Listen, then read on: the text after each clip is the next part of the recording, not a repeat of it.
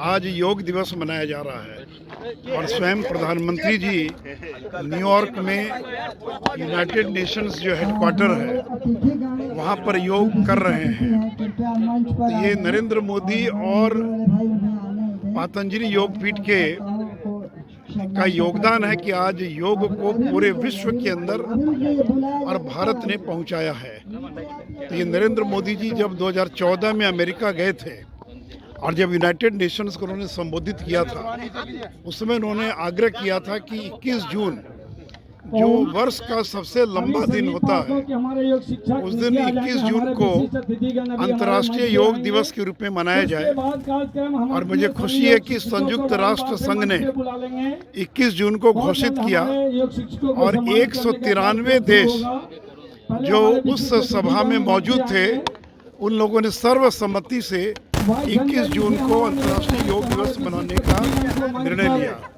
आज ये 9वां योग दिवस है और आज करोड़ों लोग और योग दिवस मना रहे हैं। मैं लोगों से यह अपील करूंगा कि योग दिवस केवल एक दिवस नहीं है, बल्कि प्रतिदिन उसको अपने जीवन में अपनाने का प्रयास करना चाहिए। और बिहार तो योग की भूमि रही है, क्योंकि पतंजलि जी के बारे में कहते हैं कि वो बिहार में ही पैदा हुए।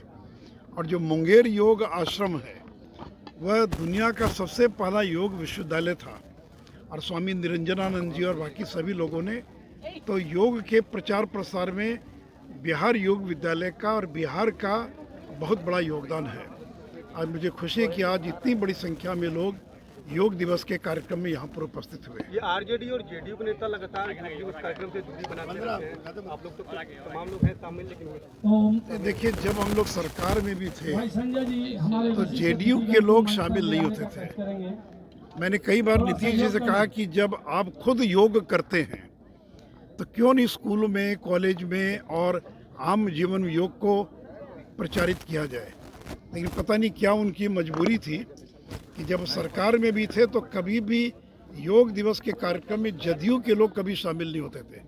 और मुझे ये कहा जाता था कि ऊपर से निर्देश है कि आपको कार्यक्रम में शामिल नहीं होना है। इसका देखिए राजनीति से क्या संबंध है? ये तो गैर राजनीतिक कार्यक्रम है। अगर दुनिया के 150 से ज़्यादा देशों में योग दिवस मनाया जा रहा है तो क्या वो बीजेपी का कार्यक्रम है या संघ परिवार का कार्यक्रम है? ये तो पूरी दुनिया को योग भारत की देन है।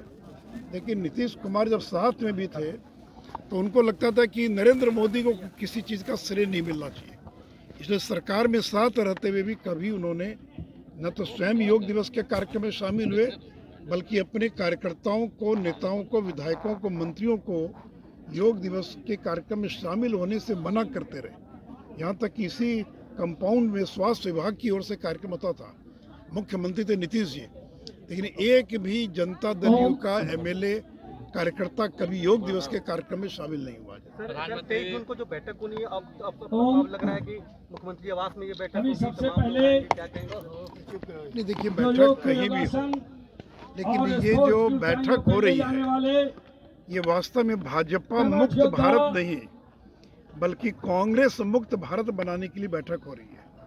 मैं इसलिए कह रहा हूँ क्योंकि ममता बनर्जी कह रही है कि कांग्रेस को बंगाल में चुनाव नहीं लड़ना चाहिए, यानी बंगाल में केवल टीएमसी चुनाव लड़े, यानी बंगाल कांग्रेस मुक्त हो जाए। अरविंद केजरीवाल कह रहे हैं कि दिल्ली में और पंजाब में कांग्रेस को चुनाव नहीं लड़ना चाहिए। केसीआर कह रहे हैं कि तेलंगाना में चुनाव नहीं लड़ना चाहिए।